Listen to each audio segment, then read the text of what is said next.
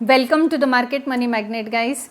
आज यहाँ इस वीडियो में हम बात करने वाले हैं वोडाफोन में जो 5% की धमाकेदार तेज़ी हमें देखने को मिली है उसके पीछे का रीज़न, लेकिन हम उसके साथ साथ और भी इम्पॉर्टेंट चीज़ें वोडाफोन आइडिया के बारे में जानेंगे, जैसे उसके फंडामेंटल्स भी जानेंगे और क्या अभी इस स्टेज पे हम इसमें एंटर कर सकते हैं या नहीं, इस चीज़ के बारे में भी हम कोशिश करेंगे कि फाइंड आउट किया जाए कि ये इस पोजिशन पर बाय करने के लायक है भी या नहीं।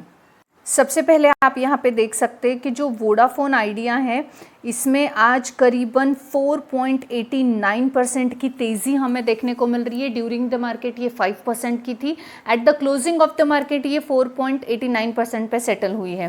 तो ये इतनी बड़ी तेज़ी जो वोडाफोन आइडिया में देखने को मिली, इसके पीछे डेफिनेटली रीज़न तो होगा। बिना रीज़न के तो मार्केट ना रेल करता है ना क्रैश होता है, वैसे ही स्टॉक्स भी ना रेल करते हैं ना क्रैश होते हैं। तो इस जो आज पॉजिटिविटी वोडाफोन आइडिया में है, इसके पीछे भी कोई ना कोई रीज़न होगा।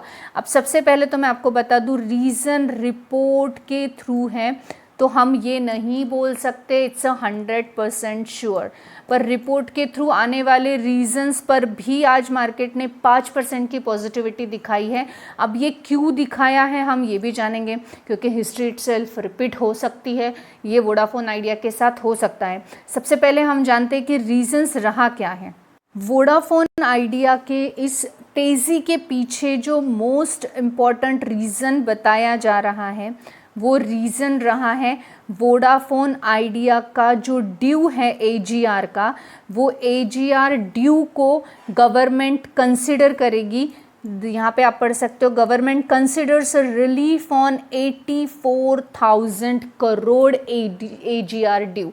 जो वोडाफोन आइडिया का 84,000 करोड़ का एजीआर का ड्यू है उसको रिलीफ करने का कंसिडर करेगी। अब अगर इसके ऊपर हम थोड़ा सा डिटेल में जाकर देखें तो आप यहाँ पे देख सकते हैं कि जो वोडाफोन आइडिया 5% से रेल हुआ है वो इसीलिए हुआ है कि टेलीकॉम ऑपरेटर्स का जो 84,000 करोड़ का बिल है वो एडजस्ट हो सकता है। एजीआर ड्यू जो है वो बर्डन उन पर का एडजस्ट करने का या रिलीफ करने का गवर्नमेंट कंसिडर कर सकती है। रिपोर्ट के ज़रिए न्यूज़ है, कंफर्मेशन कुछ भी नहीं है, अभी तक ऑफिशियल स्टेटमेंट नहीं है, ये चीज़ आपको याद रखना चाहिए। ऑलरेडी अगर आपने शेयर होल्डिंग पैटर्न देखा होगा तो उसमें 49% का स्टेक गवर्नमेंट का है। अब यही जो सिचुएशन है ये हमें पहले भी देखने को मिली थी। टेलीकॉम सेक्टर में मोनोपोली क्रिएट ना हो इस वजह से जो है ये चीज़ हुई थी। पहले भी गवर्नमेंट ने स्टेक बाय कर लिया था वोडाफोन आइडिया का अपना ड्यू के कन्वर्जन में। अब ड्यू कन्वर्जन में स्टेक बाय करने का जो सिस्टम है ये सिर्फ वोडाफोन आइडिया के साथ हुआ था और गवर्नमेंट ने क्लियर किया था कि ये कोई सिस्टम नहीं है, ये कोई लॉ नहीं है, ये हमारा डिस्क्रिएशनली हमने किया है। बाकी उनका ऐसा हर कंपनी आके अपने ड्यू के बदले स्टेक ऑफर करेगी तो वो नहीं करेगी। तो ये चीज़ पहले भी वोडाफोन आइडिया के साथ हुई है। अभी फिर से रिपोर्ट के ज़रिए न्यूज़ ये आ रही है कि जो एजीआर ड्यू है उसके रेवेन्यू के साथ उसका कन्वर्जन इक्विटी में हो सकता है, फिर से गवर्नमेंट रिलीफ दे सकती है। अब यहाँ पे 50% से ज़्यादा स्टेक गवर्नमेंट लेगी नहीं, तो कुछ ना कुछ ऑप्शन यहाँ पे अल्टरनेटिव निकल के आ सकता है और सभी को उसी का इंतज़ार है। और जब ये ड्यू की न्यूज़ आती है, रिलीफ की न्यूज़ आती है, तो इस वजह से वोडाफोन आइडिया में धमाकेदार हमें तेज़ी देखने को मिलती है। अब यहाँ पे जो है एक सेकंड ऑप्शन ये भी हो सकता है कि जो टोकन अमाउंट है अराउंड 1,000 to 1,500 करोड़ का एनुअली, उसको पार्टली पेमेंट और बाकी का ड्यू जो है इसको फाइनेंशियल डिसीजंस में taken on brokerage AGR issue के तहत सेटल किया जाए। अब ये तो डिपेंड करता है, ये रिपोर्ट के ज़रिए न्यूज़ है तो कोई कुछ भी बता सकता है।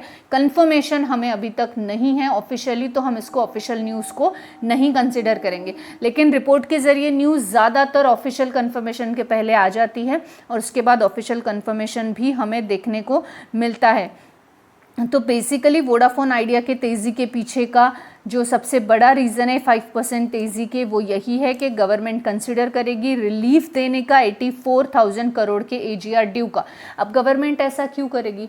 एक तो ऑलरेडी 49% का स्टेक गवर्नमेंट का इस कंपनी में है, दूसरा तो मार्केट में मोनापोली क्रिएट ना हो, इस वजह से भी गवर्नमेंट जो है इस कदम को उठा सकती है, क्योंकि जो आइडिया है और एयरटेल की मोनापोली क्रिएट ना हो, एयरटेल और जियो की मार्केट में, इस वजह से भी ये कदम उठाया जा सकता है।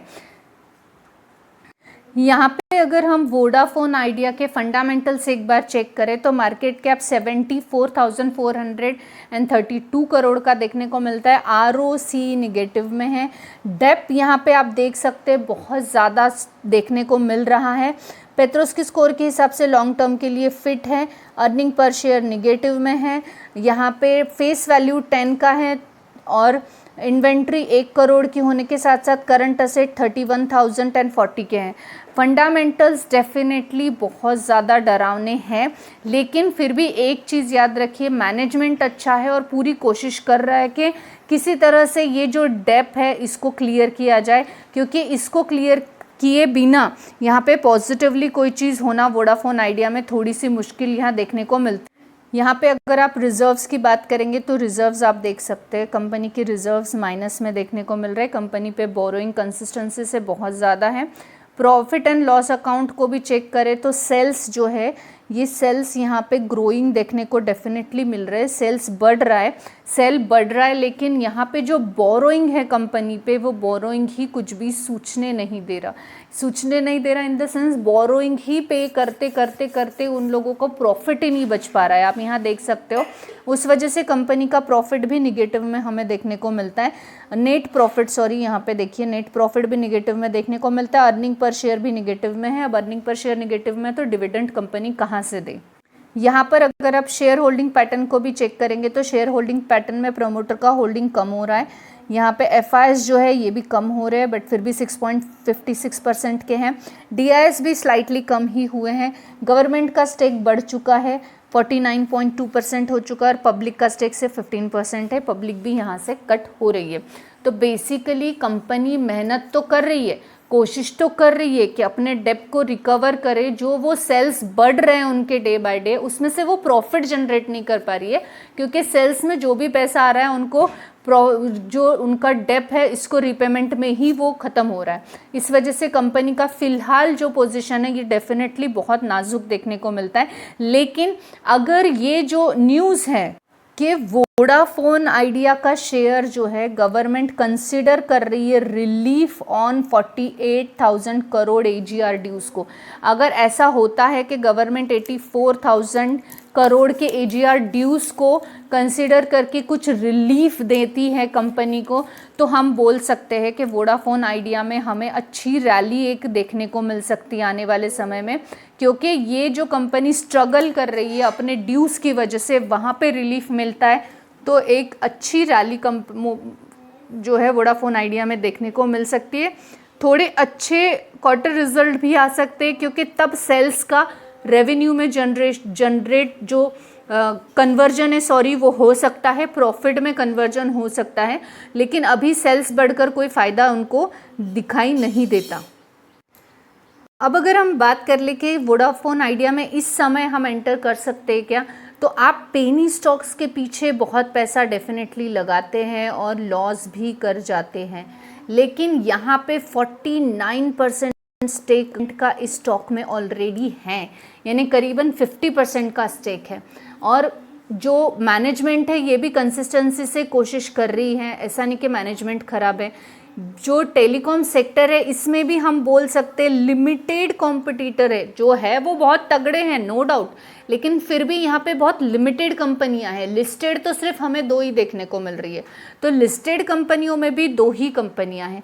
तो यहाँ वहाँ पेनी स्टॉक्स में लगाने से 6 रुपये के स्टॉक में अगर हम लगाते हैं, और अगर जो न्यूज़ अभी वोडाफोन आइडिया की है जिसके चलते वोडाफोन आइडिया आज 5% की तेज़ी में था, वो न्यूज़ सही साबित होती है, तो यही 6 रुपये का स्टॉक अगर आपका 10 रुपये भी पहुंच जाता है तो भी आप एक अच्छा खासा जो इनकम है जनरेट कर सकते हो। तो ऐसे वैसे पेनी स्टॉक पे गेम खेलना, तुक्के लगाने से अच्छा है ऐसे पेनी स्टॉक पे हम चांस लेके देख सकते हैं। दैट डजंट मीन कि आपको एफडी तोड़ के पैसा लगाना है, लोगों से बोरो करके लगाना है। एक छोटा सा अमाउंट लगाना है, जितना हम सीसीडी में खर्च कर दे, एक बार हम पीवीआर में जाके मूवी देख के ये कर दे, ख़राब कर देते, उतना पैसा वेस्ट कर देते, बस उतना ही पैसा यहाँ पे इन्वेस्ट करना है।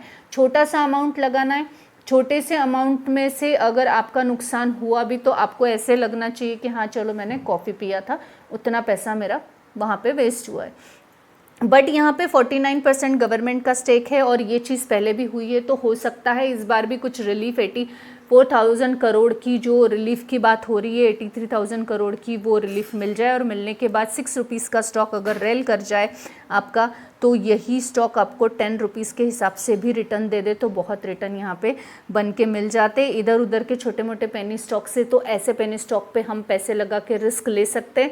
हम definitely we are long term investors, तो हम यहाँ रिस्क लेने के लिए नहीं बैठे हैं। लेकिन जो लोगों को प्रॉफिट बनाने का सोचकर शेयर मार्केट में आए हैं, वो ऐसे स्टॉक्स पे डेफिनेटली ट्राई कर सकते हैं। I am not giving any recommendation here for the buying or selling. This video is only for the educational purpose. I hope this information is informative for you. Thanks for watching.